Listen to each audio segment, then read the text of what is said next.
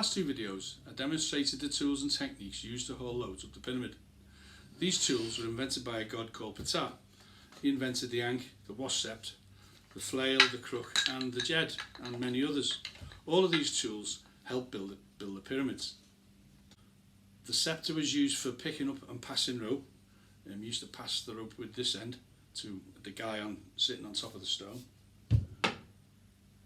The ankh was tied to the jed on this end, and cartouche ropes were tied to this end, where many men, up to say 40 or 50 men, would pull on this and rotate the jed.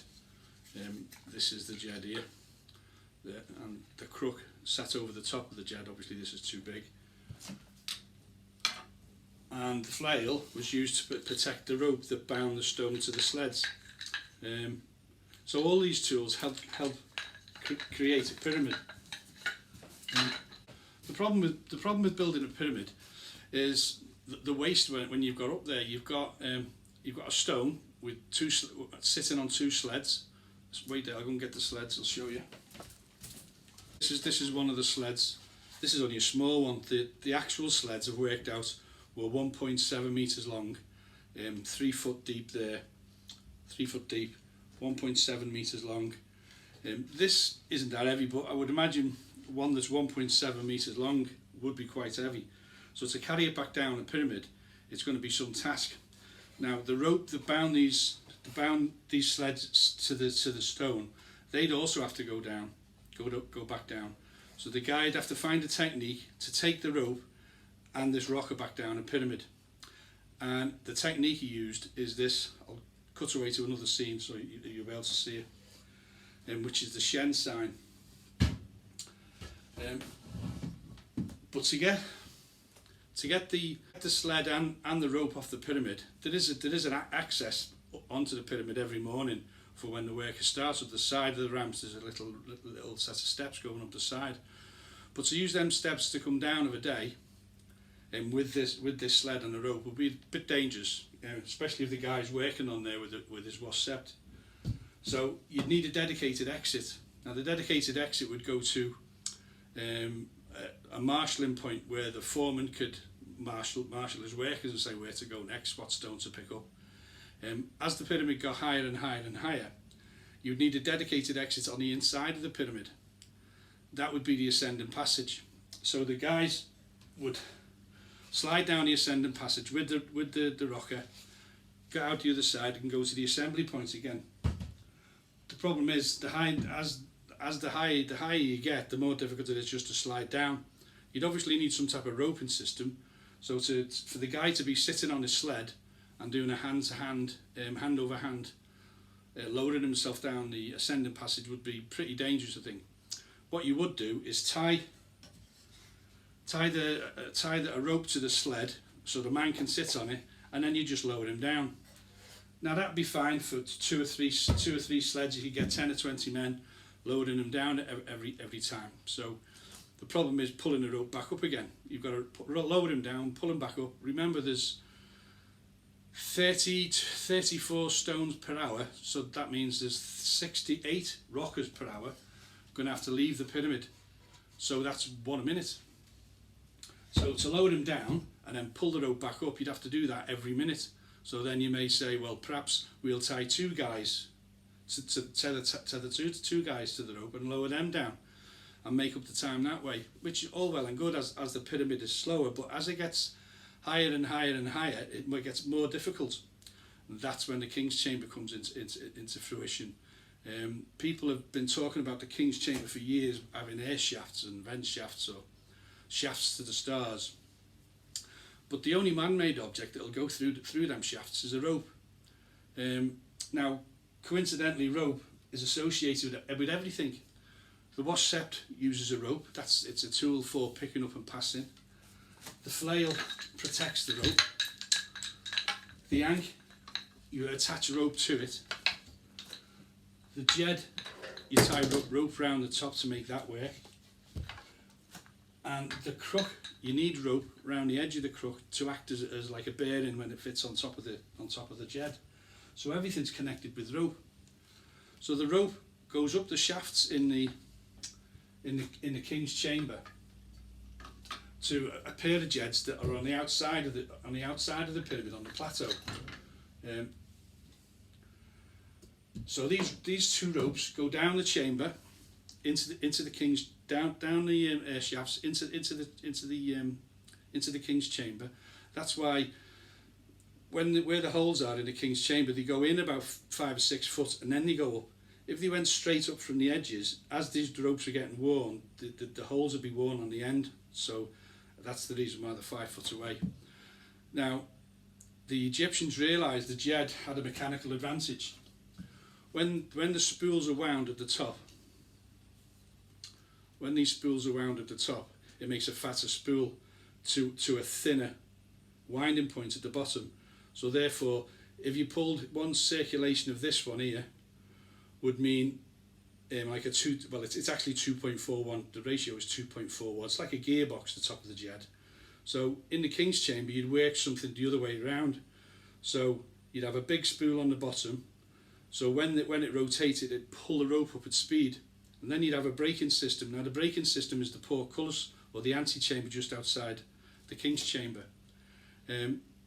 That would lower the sleds down the Ascendant Passage. Now they'd all park.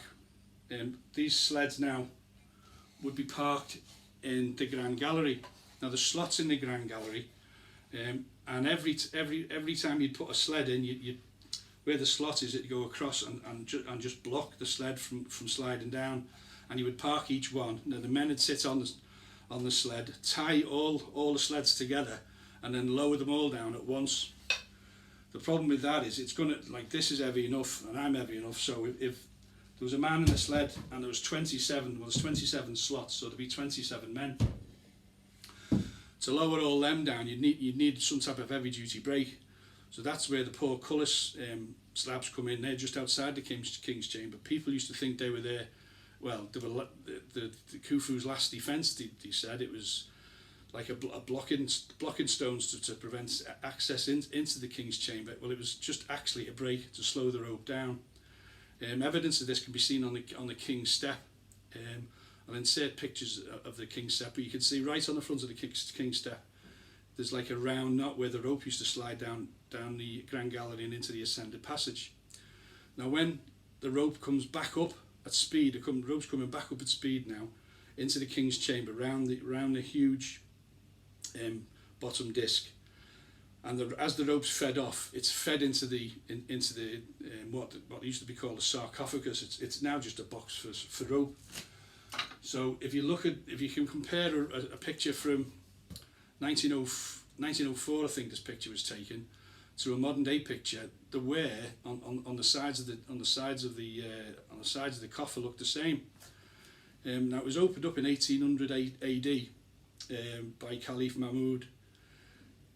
Now I can't imagine tourism from out here causing that amount of wear, and it's obvious now if it's used as a rope, the rope would be coming in and out the box all the time. And one corner is specifically chipped away, and you can see it's like a U shape where the rope can go in and out of the box, and that'll be fed on back onto the spool when they're lowering the men down, or put back into the box at speed. It was that wear on the king's coffer, or his sarcophagus, that got me to thinking about the air shafts. I couldn't believe they were star shafts or air shafts. This is the slide in the Grand Gallery where it has niches all the way down. There's 27 of them.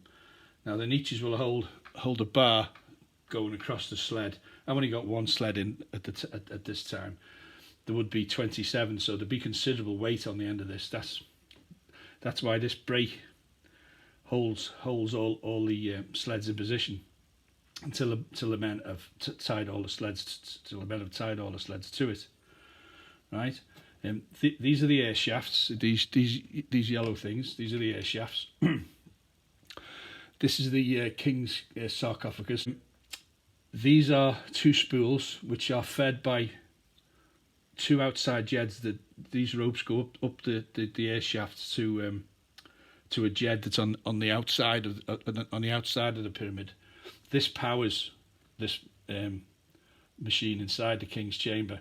It winds the rope back up. You can see these are wound the top one's wound anti-clockwise, and when you pull it, it rewinds clockwise and pulls the rope through the center of this gallery here, through the antechamber. This is where the great step would be there, where the rope goes over the edge. This is the coffer with the corner cut out, so the rope goes in and out easy, and it's fed on and off this spool. Now, there's nothing powering this going down. It's pure gravity that makes this thing work.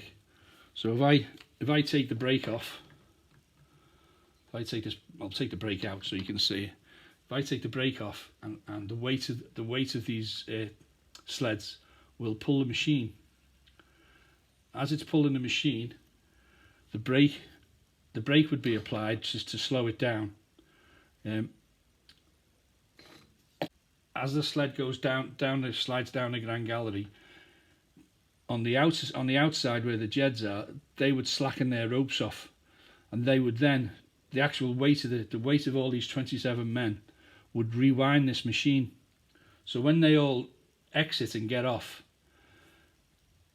when the men on the outside pull the jeds again, it rewinds the rope back up the passage, and the men put this rope back in the box. And it's just a simple process, really. It's a bit difficult when I'm trying to do it on my own, but that's the way it's done.